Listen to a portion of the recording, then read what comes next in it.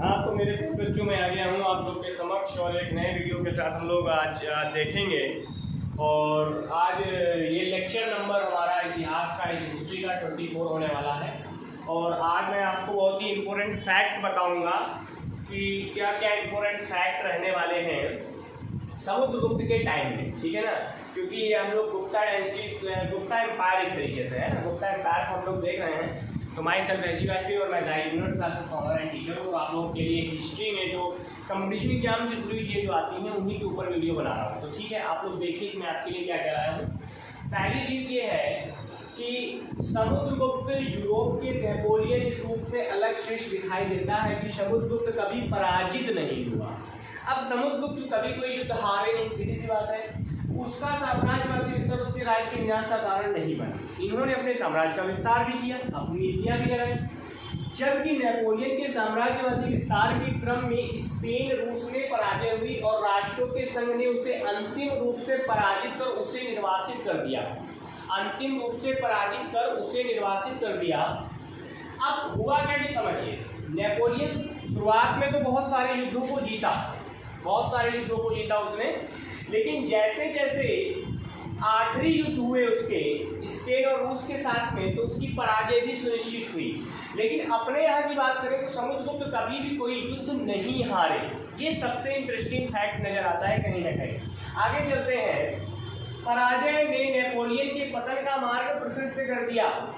समुद्रगुप्त ने विजय अभियान में निम्नलिखित नीतियां अपनाई। अब कारण क्या था कि नेपोलियन आखिरी में फेल हुए, लेकिन ये नहीं फेल हुए, क्या कारण था मैं बताता हूँ। देखिए, इसमें कुछ प्रयाग प्रशस्ति के अंदर कुछ विशेष बातों का उल्लेख किया गया है, जिन बातों को मैं आपके सामने रखने जा रहा हूँ। देखिएगा, हर्षेड ने लिखा था, मैंने प्रीवियस वीडियो में आपको बताया था। हर्षेड थे कौन? उनके दरबारी कवि थे, ठीक है ना।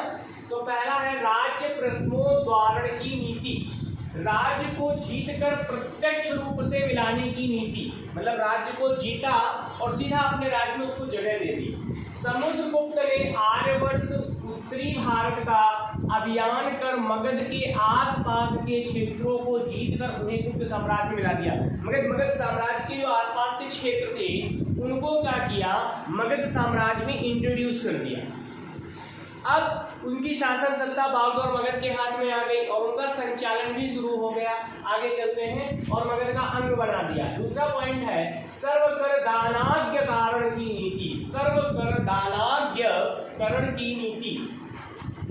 समुद्रगुप्त ने सीमांत क्षेत्र में प्रत्यंत राज्यों को पराजित कर उन्हें कर देने के लिए बाध्य कर दिया। अब प्रत्यंत राज्य कौन से होंगे? जो राज्य की सीमा से बचे रह जाएंगे, छुटपुट राज्य जो हैं अगल बगल के, उन्हें प्रत्यांत राज्य की श्रेणी में रखा गया।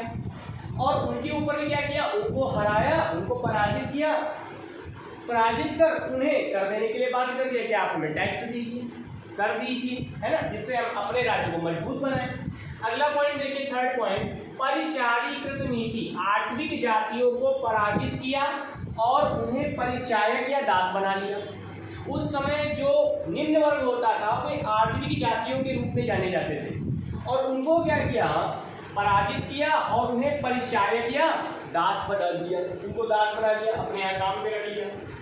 इसके बाद क्या किया, कन्योपायन की नीति। कन्योपायन की नीति क्या है? विदेशियों को पराजित कर उनकी कन्याओं का विवाह गुप्त वंश में करना। अब उनकी बिटिया का विवाह अगर अपने वंश में कर लेंगे तो उनके यहाँ की जायदाद प्रॉपर्टी सब उन्हीं की। और दूसरी चीज, एक चीज और समझने की कोशिश करिए, कहीं ना कहीं रिश्तेदारी जुड़ जाएगी तो वो आप पर दोबारा आक्रमण भी नहीं कर सकता है। तो इस तरीके से भी अपने राज्य को उन्होंने सेव किया। कन्याओं का विवाह गुप्त वंश में करना और उसके बाद उन्हें गुप्त वंश की गरुड़ मोहर का प्रयोग करने की अनुमति दे देना। अब गरुड़ मोहर उस समय चलती थी, लेकिन ये तभी आपके अधिकार में आएगी, आप इसका यूज तभी कर पाएंगे जब कन्या का विवाह गुप्त वंश में हुआ होगा अथवा नहीं। तो उसके कुछ नियम थे जिनके आधार पर उनके कुछ फायदे भी मिलते थे गरुड़ होने के। आगे चलते हैं, पांचवा पॉइंट, ग्रहण मोक्षानुग्रह की नीति। ग्रहण मोक्षानुग्रह की नीति। अब ये क्या है जरा देखते हैं। समुद्रगुप्त ने दक्षिण भारत के 12 राज्यों के संघ को पराजित कर, दक्षिण भारत के 12 राज्यों के संघ को पराजित कर उनसे धन प्राप्त कर उनके राज्य पुनः उन्हें सौंप दिए। इस नीति को धर्म विजय की नीति भी कहते हैं। अब जरा समझिए, ऊपर की बात करें तो जब नेपोलियन के सामने संघ आया है तो नेपोलियन हार गया है। लेकिन यहाँ देखिए दक्षिण भारत जो है हमारा, अगर भारत का कुछ मैप इस तरह से नीचे का देखें तो यहाँ जो 12 संघ हैं इन्होंने क्या किया, समुद्रगुप्त के ऊपर ग्रुप बना के, संघ बना के युद्ध करने की कोशिश की। लेकिन यहाँ पर भी समुद्रगुप्त क्या हुए, जीत गए। और समुद्रगुप्त ने क्या किया कि वापिस उस राज्य को उन्हें वापिस कर दिया कुछ धन लेकर। धन क्यों लिया, जिससे जो उनकी क्षति हुई उसकी भरपाई हो जाए और दूसरा कुछ राज्य के संचालन में भी उनको फायदा मिले। तो प्राप्त कर उनके राज्य पुनः उन्हें सौंप दिए। इस नीति को धर्म विजय की नीति भी कहा जाता है, ठीक है ना। तो इतिहास में इसी पॉइंट को याद रखिएगा, यही धर्म विजय की नीति है जो समुद्रगुप्त द्वारा लाई गई थी। आगे चलते हैं। अच्छा, इससे एक पॉइंट और भी है कि जब आप उनको जीत कर वापस कर देंगे ना तो दोबारा फिर वापस आपसे युद्ध करने की कोशिश नहीं करेंगे। कहीं ना कहीं उनके दिमाग में ये बात बैठ चुकी होगी, स्ट्राइक कर चुकी होगी। आगे चलते हैं। आज का थॉट, अब नेक्स्ट वीडियो जो होने वाला है उसमें हम चंद्रगुप्त द्वितीय यानी विक्रमादित्य को देखेंगे, ये मैं आपको बता चुका हूँ। आगे चलते हैं। आज का थॉट ऑफ द डे क्या है? थॉट ऑफ द डे में है, पक्षी कभी भी अपने बच्चों को घोंसला बनाकर नहीं देते हैं, सिर्फ उड़ना सिखाते हैं। और जब वे उड़ना सीख जाते हैं तो वे स्वयं घोंसला बना लेते हैं। इसीलिए कुशल बनो, कामयाबी अपने आप आपके पीछे भागेगी। देखिए, लोग क्या सोचते हैं कि कोई भी बहुत जल्दी सक्सेस हो सकता है, कोई भी बहुत जल्दी हो सकता है, लेकिन उसके पीछे की मेहनत होती है, परिश्रम होता है। अब पक्षियों को ही देख लीजिए, पर जो पक्षी होते हैं वो अपने बच्चों को बना बनाए घोंसला नहीं देते, जाओ बेटा रहो जाके। वो क्या करते हैं, उनको सिर्फ उड़ना सिखा देते हैं। और जब वो उड़ना सीख जाते हैं तो दाना है, सामान है, जो भी चीज़ घोंसला बनाने की होती है वो खुद ले आते हैं और खुद नया घोंसला क्या करते हैं, बना लेते हैं।